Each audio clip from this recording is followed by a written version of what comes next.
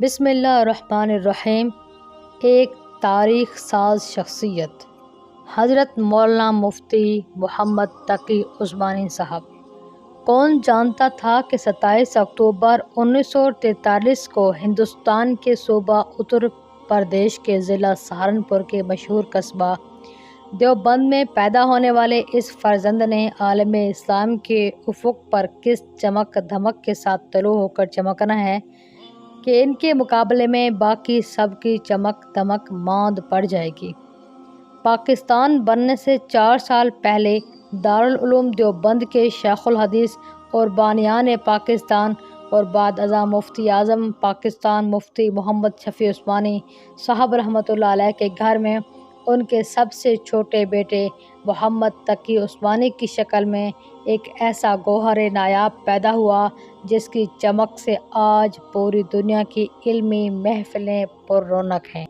اگرچہ مفتی تقی عثمانی صاحب اپنے والد کے سب سے چھوٹے بیٹے ہیں، لیکن اپنی خدمات میں وہ اپنے بڑے بھائی مفتی اعظم پاکستان مفتی محمد رفیع عثمانی صاحب سے بھی بہت آگے ہیں۔ اور اگر حقیقت حال کو مد نظر رکھا جائے تو اس وقت اہل حق میں ان کی ٹکر کی کوئی دوسری علمی شخصیت پاکستان کیا پوری دنیا میں دیکھنے کو نہیں ملتی۔ 7 براعظم میں پھیلی پوری امت مسلمہ میں ایک واحد شخصیت ہیں جن کی بات پر عرب و عجم اور دنیا جہاں میں پھیلی امت سر تسلیم کرتی ہے، اور ہر مشکل کی گھڑی میں امت مسلمہ کے طبقات کی پہلی اور آخری نظر انہی کی طرف جاتی ہے۔ افریقہ میں قادیانیوں کے غیر مسلم ہونے سے متعلق کیس چل رہا تھا اور عدالت میں دلائل دینے تھے، اور تو افریقہ کے مسلمانوں کی پوری دنیا میں اس مقصد کے لیے جس ہستی کی طرف نظر گئی وہ مفتی محمد تقی عثمانی صاحب تھے، جو افریقیوں کی دعوت پر افریقہ گئے اور کورٹ میں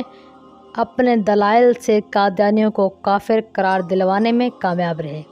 فجی سے لے کر مغرب کے آخری کنارے تک اور ناروے سے لے کر جنوب کے آخری کنارے تک پھیلی ہوئی پوری امت جس کو اپنا متفقہ مفتی اعظم مانتی ہے اور جس کے فتاویٰ کو حرف آخر کا درجہ دیتی ہے، وہ ہے مفتی محمد تقی عثمانی دامت برکاتہم العالیہ، جس سے اگر امت مسلمہ میں کوئی ناواقف ہے تو وہ صرف اور صرف پاکستانی قوم ہے، جو چراغ تلے اندھیرے والے محاورے کا عملی نمونہ بنی ہوئی ہے، اور پاکستان کی اکثر آبادی مفتی صاحب سے یا تو سرے سے واقف نہیں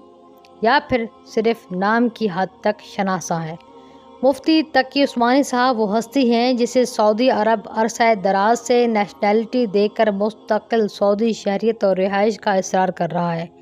مگر یہ درویش اپنی مٹی سے محبت کا قرض چکانے کے لیے حرمین کا پڑوس چھوڑے ہوئے ہیں، جسے اپنے ملک کے حکام نے بھلے ملک کا سب سے بڑا ایوارڈ نہ دیا ہو، مگر اردن کے بادشاہ نے ان کی دینی خدمات کے اعتراف میں انہیں اپنے ملک کا سب سے بڑا ایوارڈ دیا ہے۔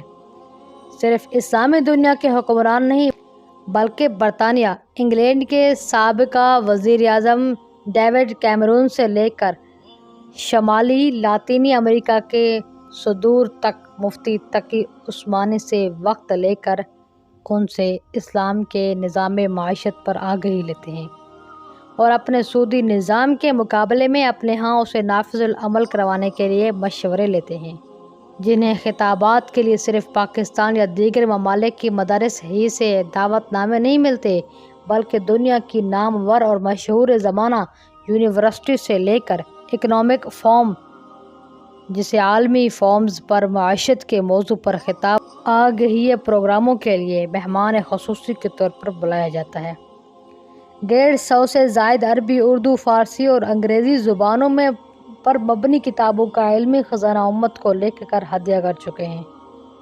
اور یہ کوئی 150 کتابچے نہیں بلکہ ایک کتاب کئی جلدوں پر محیط ہے اور ہر جلد میں ہزاروں صفحات ہیں۔ پاکستان کی اعلیٰ عدالتی سپریم کورٹ کے شریعت اپیلیٹ بینچ کے کم و بیش 20 سال چیف جسٹس رہ چکے ہیں،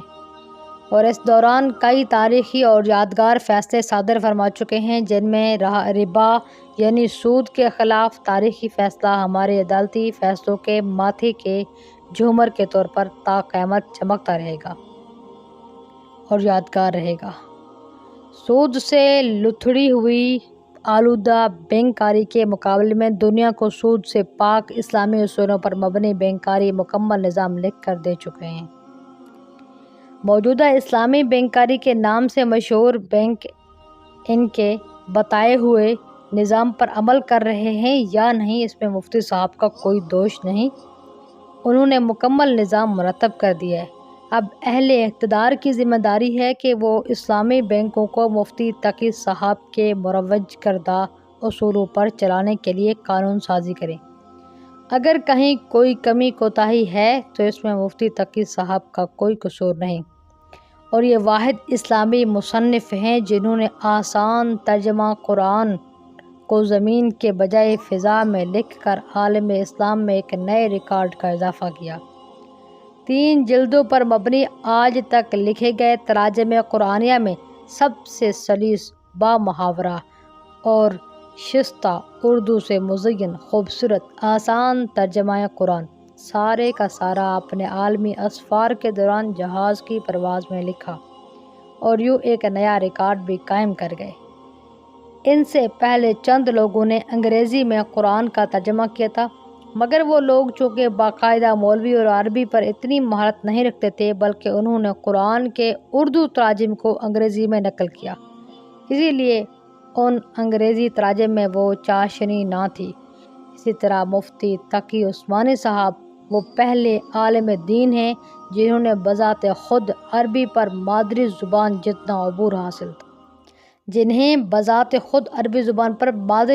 جتنا عبور تھا اور انگریزی میں بھی مہارت تامہ حاصل تھی۔ یوں دونوں زبانوں پر مکمل عبور کی وجہ سے ان کا لکھا گیا انگریزی ترجمہ قرآن پاک آج یورپ کے مسلمانوں کی متاع عزیز بنا ہوا ہے، اور بلا شبہ اردو کی طرح انگریزی میں بھی ان کے جیسا ترجمہ قرآن دوسرا نہیں ملتا۔ زندگی کے ایک لمحے کو قیمتی بنانے والے اور اسے ذریعہ آخرت بنانا کوئی مفتی تقی صاحب سے سیکھے کہ جہاز کی پرواز کے دوران کے وقت کو بھی ضائع ہونے نہیں دیا۔ سبحان اللہ۔ ان کی شخصیت کو دیکھ کے، ان کے اسفار کو دیکھ کے، خدمات کو دیکھ کے مسلمانوں ان کے خلاف بولنے سے پہلے 100 مرتبہ سوچ لیا کریں، اور انہی کو فالو کریں، انہی کی پیروی کریں، تاکہ آپ بھی اپنے زندگی میں کچھ کر سکیں۔ امید کرتی ہوں آپ کو ہماری باتیں پسند آ رہی ہوں گی۔ ہمیں دعاؤں میں یاد رکھیے گا۔ شکریہ۔